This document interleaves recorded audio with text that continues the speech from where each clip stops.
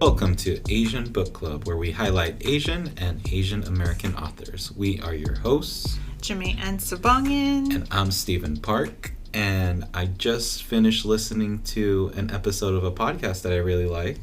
They did a special one-off episode where they went to Disneyland. Yes. And they just did random rides. They then rated both the rides and the foods. Yes. And it got me thinking about the time that we went to Disneyland. Yeah, recently, just last November. Yeah.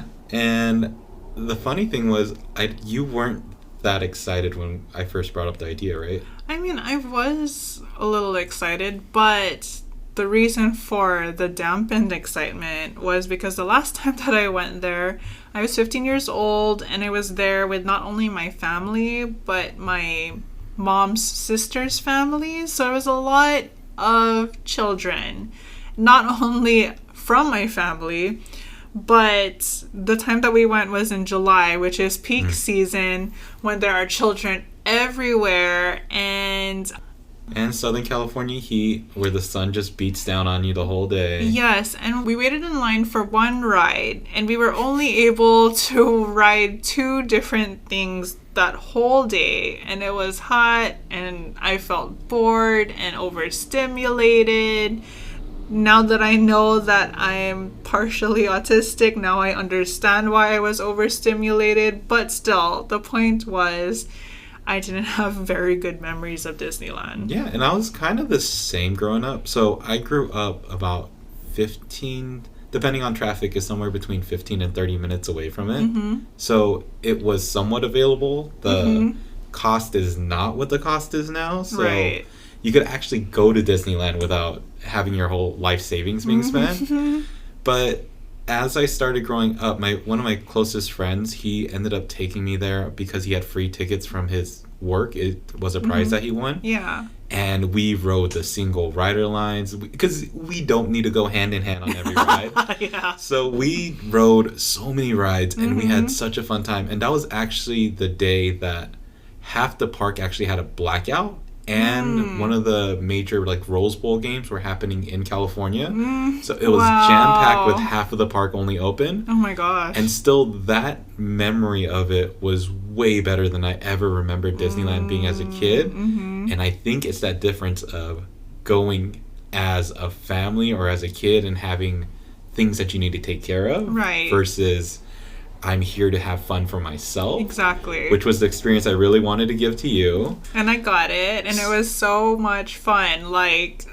I felt like a child again. That's how much joy I felt being at Disneyland this time around. Yeah, because we got to just hang out. We got to eat. We had, we don't have a ton of money, but we had enough money. We saved for this trip to kind of go there, eat the different foods, try the different things. We planned for a while for this trip. We did. We watched a lot of YouTube videos, and we also researched things. I researched things on Pinterest and figured out what were the best routes to take. Where do we have to go first? Which ones have the shortest lines at what time of day? How to do line drop. Exactly. Oh my gosh. It was madness, but it was so much fun. You mean rope drop? Rope drop. Yes. Is that what it's called? Rope drop? At the beginning of the day? Yeah. Yes, rope drop. So the important things, though, are... Because I think a lot of people are very jaded of what Disneyland is. There is a lot of money that goes into going into Disneyland as an experience. Right. There are a lot of kids on a lot of these days. Yes. But I think it's all about planning. I mean, we don't have kids, so it's not a concern of ours. Right. So we went in November. And if you go the week after Thanksgiving until about mid-December, I think there's a fine time of 2 to 3 weeks where there are very little kids because they're back in school from Thanksgiving. Right. And then I think from February, March, February, March are that prime spots where the kids are going back to school. Not a lot of people are taking vacations. Right. So if you go there as adults, it's so much fun. A lot less lines. You get to enjoy the different rides without kids screaming all around you, waiting in line. Also, Disneyland, the app, did this I don't know Genie how long. Plus, yeah. Well, Genie Plus, but also the food thing. Oh, yes. Being able to order ahead of time and being able to just pick it up when you get there at that specific time. Yeah, it made it so much more worth it. It was very much worth it. All right, so favorite rides. Do you remember what your favorite rides were? So my favorite rides were Star Wars.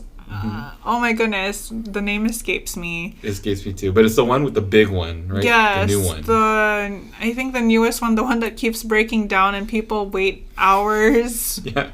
If they don't have the Genie Plus app, they wait hours in the line. Well, even with Genie Plus, you have to pay like an extra $20 per reservation to get there. So totally. But that one's really good. Star Wars was one of them. There was also The Nightmare Before Christmas, and I think we shared that same favorite ride. Which is the Haunted Mansion. Right. But around Christmas time, they change it to a Nightmare Before Christmas theme. I can't remember what other rides were my favorite. I feel like for the pure thrill of it, you really like their Incredicoaster. Oh, yes. But that's not... I mean, are we talking about California Adventure, too? Oh, yeah. I'm putting it all in the bunch. Definitely. So Incredicoaster is absolutely there. The Cars ride is absolutely there. Oh, that one was good. It's so fun. But we ended up riding Incredicoaster 3 times. 3 times. We rode the Cars ride twice. We rode the Guardians of the Galaxy ride. Oh, 3 times. That's another favorite, Guardians of the Galaxy. So I think that's to say that most of my favorite rides were in California Adventure rather than Disney. But Disney was great too. Yeah. We also ruined some family's experience on Guardians of the Galaxy. I ruined it because I wanted to take a really good picture, and so we threw our hands up in the air, and whoever was behind us, poor family, their children were small, so they couldn't be seen behind our hands. But it gives them more of a reason to go back to Disneyland. Yeah, absolutely. Hopefully they were able to go back in line and get another experience. I'm sure it's fine. Totally. Well, all this to say, I know that Disneyland is a corporation. Yes. I'm going to acknowledge that it's a corporation. We also know that theme parks are resource suckers. Yes. They do drain the economy, but as a person who lives on this earth who wants to gain experiences, I think it was something that was worth more than just the money and the time, but just the effort of going there and then just imbibing in what they have, because genuinely they create this world of almost utopia where every person that works there is so nice to you. Right. Everything is available. So yes, I agree. Disney as a major shell corporation, until they sponsor us, aren't the greatest. But I do think that in terms of picking up experience, it was really fun. I think so too. I definitely, coming from an entertainment perspective, is definitely enjoyable. I'm not saying that I'm not going back. I definitely want to go back to Star Wars. Like, that particular experience was mind-blowing, and I don't use that word often, but I enjoyed myself. Yeah. All right. Well, we may not be fully recommending Disneyland, but what can we recommend this week? So our recommendation of the week is a small business. This is someone you should be following. This is someone you should be supporting. This business is called Collective Rest. It's founded and led by Cassandra Lam. I first found Collective Rest while Cassandra Lam was still with Join the Cosmos.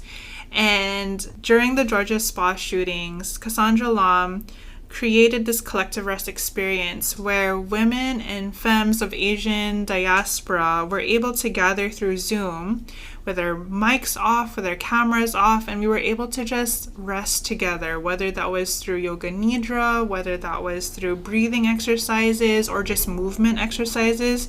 There was no visual stimulation from other people.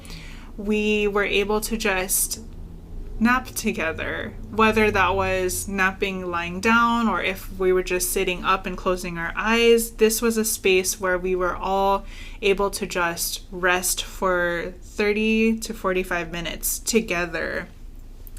On their website, collective-rest.com, Cassandra Lom describes the experience as trauma-informed guided rest practices to transport you from tired to tranquil. And there are 3 different ways that Cassandra offers these services. First, the Zoom calls each month that are donation-based. For those who are able to pay, they can donate to their Venmo, to Cassandra's Venmo. But for those who are not able to pay out of pocket, it's donation based, so it's totally free if you can't pay. The second is if you want to access recordings, there's a monthly donation via Patreon that you can subscribe to. And lastly, Cassandra also offers her services to workplace organizations. So if you want to bring collective rest to your company, you can reach out to Cassandra, and then from there she will contact the contact person you share with her, and you can bring this experience to the rest of your coworkers. Yep. And as an outsider who walks in as Jamae is finishing up her session, it looks very restful. It's very restful. Extremely restful. But once again, where can we find her? We can find Cassandra at collective-rest.com. That's the Collective Rest website. And you can also find Cassandra on Instagram at collective_rest. Awesome. And that's our recommendation for the week. Yeah. Okay. And we're getting into the start of our book, which is Little Fires Everywhere by Celeste Ng. So to recap, last week we started reading chapters 1 through 7. So that was page 1 through 89. Yeah. And so I felt like I was trying to figure out the characters during the first 7 chapters. Totally. One thing I asked Jamae to do was to help me create a chart of how these characters are related. I think we're learning a lot about them as we go. So not the whole story's told yet. Right, definitely. And with Little Fires Everywhere, the interesting part of the book is that it doesn't only follow one character. There are multiple characters with multiple points of view, which is why we felt that it was necessary to create this character chart. And so the breakdown there are 2 primary families who are spotlighted. First are the Richardsons. The Richardsons is this core nuclear family of 6. We have the father named Bill, the mother named Elena, and the 4 children, Lexi, Trip, Moody, and Izzy. They are what you would call the white picket fence family. They seem very perfect from the outside for the most part. They definitely have their own troubles, but Elena and Bill have stable jobs. They own these properties, while the Warrens, the other family, are tenants to the Richardsons' rental property on Winslow Road. The Warrens are a family of 2, the mother, Mia, and the child, Pearl. They're not well-to-do like the Richardsons. They're the opposite. They are more travelers. They go from place to place, and once they get to a place, they don't have the most money. They shop at thrift stores. They don't have many belongings. And so we follow these 2 families, the Richardsons and the Warrens, and we see what becomes of this relationship from property owners and tenants. Which I think for the Warrens, the interesting thing that kind of developed over the 7 chapters are they may not be financially well off, but it seems like they genuinely have a care for each other. Right. Something that they've built. And I mean, the story with Mia as these 7 chapters unfold is that she's not looking for financial gains. It seems like her artwork is really well done. Definitely. And prosperous too. Yeah, so if she wanted to churn out this work, she can, but she burns her photos after she's done with them. She doesn't do these things on a scale of trying to become a famous artist. Right. But it's much more from the source of the art. Definitely. And in case y'all don't already know, spoilers ahead. Oh yeah, we're talking about chapters 1 through 7. Yes, we're gonna say all the things that we thought and all the details that came with it. Yeah. All right. So what impressions did you get with Shaker Heights? Like, do you believe this is the best community. Do you believe that the best communities are planned? So, my impression of Shaker Heights didn't really change from the first time I read this. Like I mentioned in the last episode, this is my reread of Little Fires Everywhere, and I'm rereading it as an ebook when the first time I read it was audiobook. And my impression of Shaker Heights was that it's a little small suburban area with families that have perfectly spaced yards and perfect appearances and the best schools, and it very much cookie cutter. That was the impression that I had in the past. And even coming into it this second time, that's the same impression I have. Answering the question, do I believe the best communities are planned? No, I do not think that the best communities are planned. I believe that the best communities are supported.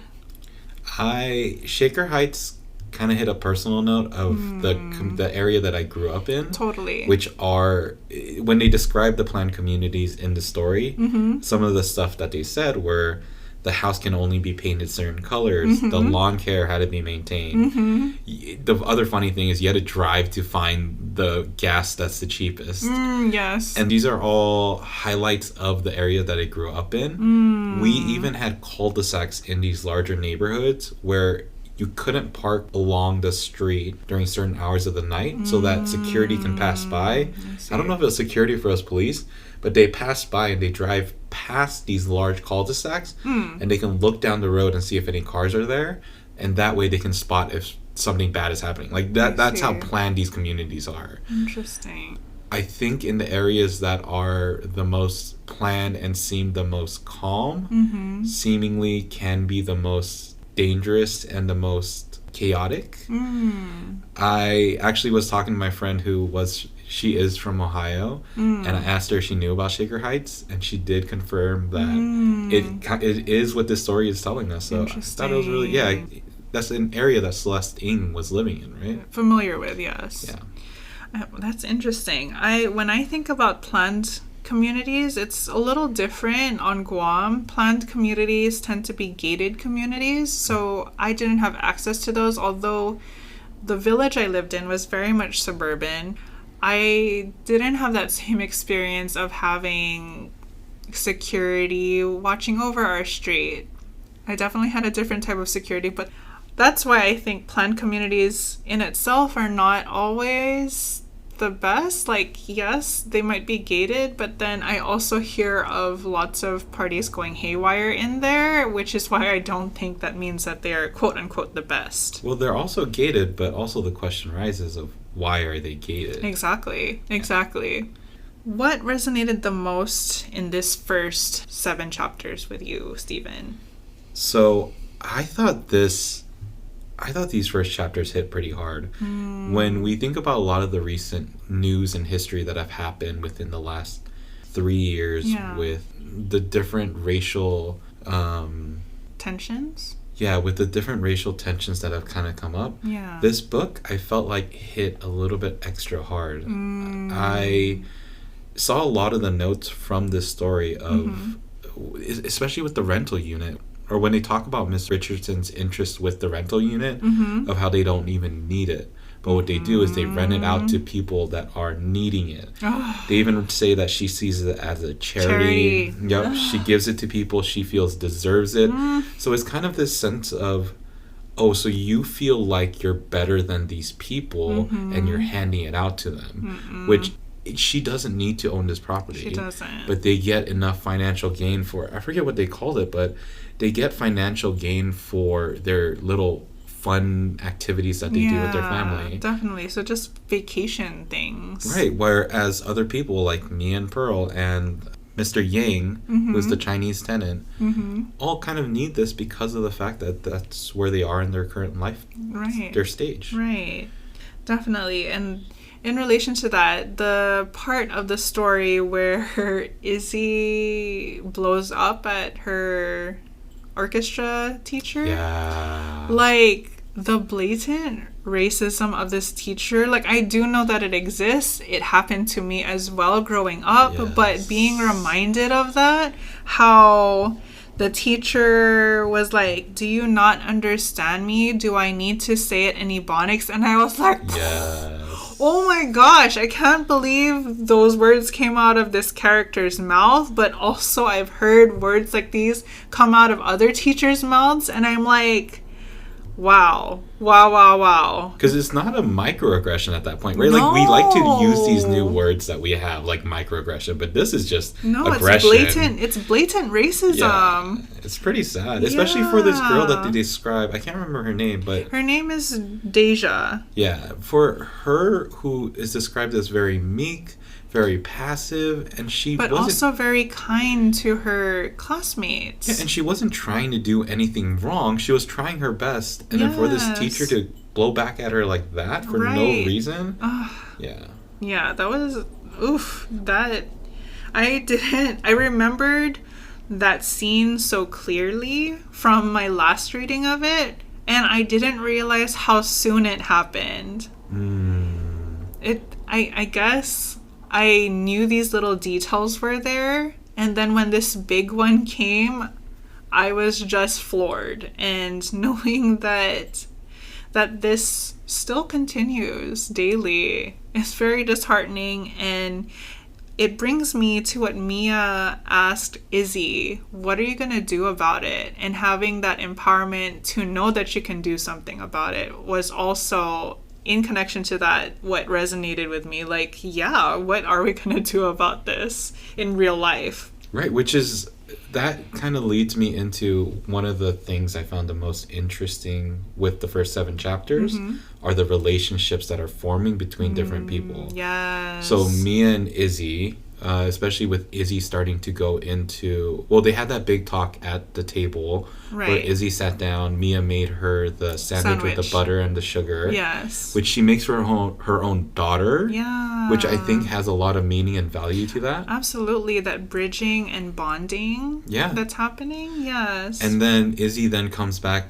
towards the end of the 7 chapters and says, I need you to take me in. I'm going to be your assistant. This is something that I really want to do. Yes. So clearly, before we get, we'll get into predictions, but clearly this is something that's going to be a building relationship. Absolutely. Then we have Moody and Pearl. Yes. Which was about 3 chapters of the story, I feel. Yes. Moody has this curiosity of the Warrens and ends up biking to the rental property, meets both Mia and Pearl, and ends up having this very, I'm gonna say, possessive friendship with Pearl. Yes. Like, I found her first, she's my friend, no one else can have her kind of relationship.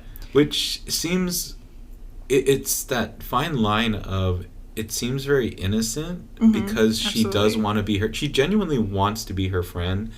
He clearly likes her. Yeah. Even beyond a friend, it seems. Yes. But then that's the dangerous part, is he is now so possessive that anyone that wants to talk to her, he says, it's mine. Like, she's mine. I found her, just like you said. Right. She is a property for me. And I think he is well-meaning, right? But that is the danger of that well-meaning. Yes, exactly. But that's also then what builds the relationship between Pearl and Trip and Lexi, which is some of the story of going to the party. She would have probably never gone to these things. She would not have gone shopping with Lexi if it wasn't for Moody bringing her there. Yes. So now it develops this whole story just from that relationship of Moody and Pearl. Right. And it's really Moody who is the catalyst of all of this. He first visits Mia and Pearl, which he didn't do before, right? Like, one of the things that they said early in the book. That none of the siblings have ever visited the property before. Right. Exactly. And so he visits Pearl and Mia, and then takes Pearl to his house, which again is where the relationships start building, where Lexi also kind of sees Pearl as like a doll in a way. Yes, because they talk about her up and doing her hair and showing her off to her friends, and I'm like, ooh, that's also problematic. I think one of the interesting things with all the kids, all the Richardson kids, are that I don't think any of them are. They don't have bad intentions. No. But I think it's the fact that they're so protected within this community. Well, more than the community, but how they've grown up in this rich society. Right. They're very protected, so they don't see anything wrong with anything that they're doing. Oh, yeah. But clearly, from an outside perspective, there's a lot of issues with how they're treating the Warrens. Right. I think with Tripp, it's very interesting that it seems the most innocent, even though it's the most romantic. Yeah. So is Tripp in love with Pearl? Because he says, I'm in love with you. He says, you know I love you. You know I love you. Yes, right. And it's one of those phrases that you say jokingly either as a teenager or as a young adult, right. trying to pass or trying to test feelings, I think. Well, that and he's the popular kid at school. Right. I'm sure this isn't the first time he said this to a girl. Absolutely not. That's why I don't even think that he loves her. I don't think so. I think it's more of a flirtation. Yes. Yes, absolutely. Which is why I think it's so interesting that, at least for me, in my perspective, I usually think of romantic relationships as being less than wholesome. But for some reason, with Tripp and Pearl, even though the tension is high and they seem to have eyes for each other, it seems very puppy love, not like oh my gosh, I'm falling in love, but more like, ooh, I think they're cute. Right, and for Pearl, she states outright that she hasn't had the opportunity to have a relationship like this. Right. Let alone go and be able to sit down next to the person that she has a crush on. True, so very this true. is her first love, which we all know first love is a really powerful love. Oh yeah, definitely. It stays in your mind for a long time. Right. The other big relationship that we see is the one between Elena and Mia. Which isn't really... I wouldn't... I mean, I guess you can call it a relationship. By relationship, I mean they have now... Interaction. They're in each other's presence. Yes, definitely. You can definitely see the differences in the way both women approach life. And how Elena comes to Mia as, I am this savior who is going to help you out of poverty. Especially in chapter 6 and chapter 7, when she offers Mia a job when Mia already has a job. Yes. And she already has earnings through her photography and through her art. And Mia, not wanting to rock the boat, just accepts. But it's also accepting not only for the money, but also to watch over Mia. Watch over Pearl. To watch over Pearl. Yeah. Because she notices these changes with her daughter. And I mean, it's the job that was offered, but at the same time, Mrs. Richardson offers to buy a painting, but she didn't really offer. She offered as in charity. Right. Like, you need my money. Right. Because you're clearly not doing well. Where the more we look at it from the perspective of Mia is she would do just fine. Right. But this is the life that she's chosen to live. Exactly. And just because she doesn't have material wealth, or because she doesn't pursue material wealth, doesn't mean that she doesn't have inner emotional wealth or even relational wealth, just like we said about her relationship with her own daughter. I'm curious what your feelings on Mia was, because we both watched the series. You've read this book already once through. This is my first time reading it through, but I'm curious what your perspective is on who you see Mia as a person. I see Mia as a very observant yet sharp person. Not that she's trying to hide her intelligence, but she's guarded. She's guarded and only offering this information to those she sees are worthy of being part of that inner circle or that inner knowledge. I was fascinated by how calm Mia seemed through this whole process. Even when Pearl brought home, I think it was Trip and Lexi. Moody and Lexi. Was it Moody and Lexi? Moody and Lexi. Mia stepped back and said, "This is what I wanted from Pearl. It was for her to create these relationships." Right. Not to go too much into outside of the book, but it's not the character that I had originally pictured from Mia.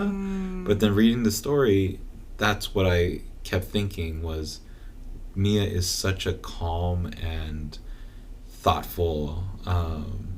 I was going to say that Mia is very aware and situationally aware and also personally aware and a well-adjusted human being. Right. You see it when she talks to herself. She reminds herself that Pearl is a teen. This is what we wanted for Pearl. This is the town we chose to stay in. So she keeps reminding herself of these decisions rather than trying to justify her emotions. Right. So, in line with that, how has the pacing been for you? I think, just like we said with the hint, it's definitely a slow burn, but it's not boring either. Which is interesting because usually when a story is slow, I tend to lose interest really quickly. But I think what goes hand in hand with the pacing for me at least is the change of points of view. Like, even though it is written in third person, it does follow Moody, and then it follows Pearl, and then it follows Lexi, and then and Elena Richardson, and then Mia. The changing points of view keeps me interested because I am trying to figure out what's going to happen next, and sometimes it allows me to zoom in and out of the present and looking into the future. So even though it's a slow burn, it's one that helps me also process, and I think it's very helpful since there are so many main characters. It helps me not only learn more about the character, but figure out what their motive is. Right. Like who is the person behind the character. Exactly. And it gives a well-roundedness for each person. Like it doesn't just say that Trip is this cool guy, Moody is this awkward kid, right. Lexi is this popular girl, and Izzy is this outcast. Yeah, even though those are the typecasts that they're put into, that's not all they are. You're getting a more of a three-dimensional person. Absolutely. Yeah. Which I did really like. I thought the first two chapters, which in description were the brightest imagery of the house being burnt down. I thought those were the slowest of all 7 chapters. And then as we started getting to characters, it seemed much more interesting of what their lifestyles were. Right. One thing I did notice was just trying to put a finger on the time period. They talked about how Bill, the father, Richardson, answers his cell phone, but no one else has one, so he's extending his antenna. Yes. So clearly we're talking about more 80s and 90s. Yes. Later they talk about a jukebox playing Sir Mix-a-Lot, Smashing Pumpkins, and Spice Girls. So 90s maybe? Definitely. I think it's nicely centered in the 90s. Yeah. Even though the pacing was a little bit slower, all these descriptions helped build this really beautiful picture of what I'm sure is just setting the scene for crap to happen. Yes, absolutely. Absolutely. You do see the sparks starting to fly. You do see embers starting to burn. And going back to the points of views and how there are different switches, I went into this rereading prepared to get confused, because that's what I saw in many reviews, that those who read the physical book or the ebook got confused by the switches and points of view, especially when it was mid-chapter. However, I feel like because it's written in third person rather than in first person, it helped go from one character to narrator to the next character fairly seamlessly, especially when they were conversing with each other or relating or interacting with each other. Yeah. I think one of the things that you had mentioned was that this does seem like a turning point, though. It seems like we're at chapter 7, we're starting to progress in the story a bit more. Definitely. It feels like we're starting to go into a light jog. And the turning point feels even more like a turning point because all the main characters have finally been properly introduced. Because for the longest time, Izzy was this background character that was a troubled child. Izzy didn't show up very often. They didn't hang out with the other siblings. They didn't really show up at school. And if they showed up at school, it was to cause trouble. But now that Izzy has been introduced, has made this connection with Mia, and has now said to Mia, I want to be your assistant. So essentially being a big part of Mia's life now. Right. Now it feels like, well, everyone is here. What's going to happen next? Right.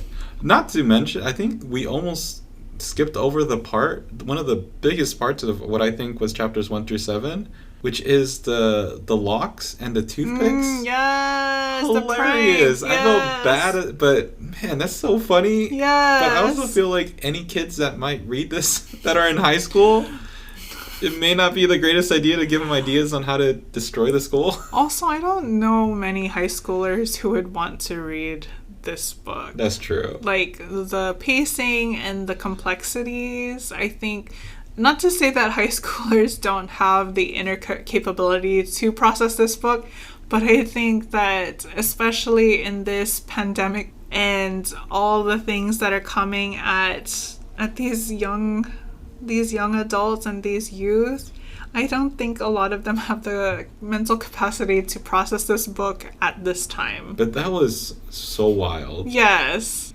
And how much detail there was in how the toothpick could be inserted, but yes.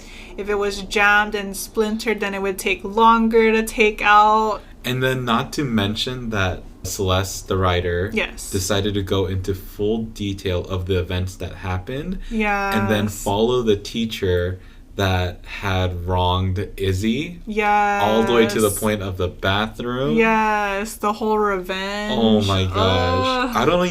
I don't think that that's even going to come back later. No. I think it's just that was the detail that needed to happen so that it felt like Izzy got her full revenge. Yes, absolutely. Absolutely. Yeah. But speaking of which, what are your predictions? I guess you kind of know what the story is going to be a bit. For the most part, yes. I feel like as I was reading the first few chapters, the details and the foreshadowing helped me remember all the different things that were going to happen, but I don't remember everything in detail, so I can still try to predict different things. So instead of predictions for you, maybe from what you remember reading, do you feel like this set it up well to lead us into the next several chapters? I feel like the first few chapters set it up so well. There were so many Chekhov's gun, and for those of you who are in the literary community, Chekhov's gun is when a writer plants different objects or plants different ideas in smaller portions ahead of the book so that later on it circles back and you're like, oh my gosh, now I understand why that's there. So my foresight into the following chapters is that it's set up so well, we're in for a hell of a ride. I think without really knowing what the book offers, I'm very interested in what these relationships build to, which I think is the next 4 chapters or so. I see these relationships building out into each coupling, let's say, starting to find their own space and then develop off of each other. I'm curious with the trouble that Izzy's going to continue to get into. I don't feel like this is the end of her, absolutely of not. Bad Izzy. No. Which I don't think it's Bad Izzy either. That's the wrong wording, of Izzy kind of growing into this fire more. Right, yes. And Izzy is not bad or evil or a villain in and of herself. She can only be seen as a villain in comparison to the perfection of her family. Which is to say, the relationship between Trip and Pearl it's gonna start turning tumultuous. Between Pearl and Moody, it's gonna be even worse because Moody's gonna have this underlying jealousy. I don't think it's gonna happen soon, but at some point, I can only imagine that Pearl is gonna blow up at Mia. No, not well. I mean, that's gonna happen for sure. Mother-daughter relationship. I'm almost positive that's gonna happen. But I was thinking more that relationship between Pearl and Lexi. I can see her. I can see Pearl starting to maybe in the future rely on Lexi, and then that relationship to then blow up. I mean, Elena is just a very interesting character that we've only been superficially introduced to. So we'll kind of see what goes on there. But absolutely, our next pages that we're going to read, we're going to be reading from chapters 8 through chapter 12, so all the way until the end of chapter 12 for the second section of Little Fires Everywhere. And for those who are following along on the ebook, that's pages 90 through 186. So follow along. If you just like hearing us talk, then that's okay too. Yes. But if you have any comments, any questions, you can feel free to email us at AsianBookClubPod, P-O-D, @gmail.com. Our Instagram. AsianBookClubPod, P-O-D. And our bookshop. If you want to purchase the book through our bookshop, or if you want to see more recommendations, you can find us at bookshop.org/shop/Asian Book Club Pod, P-O-D. Yeah. We are eventually going to find a great outro instead of just yelling at you. Thanks for joining us, y'all. Yeah. Until next time. Bye. Bye.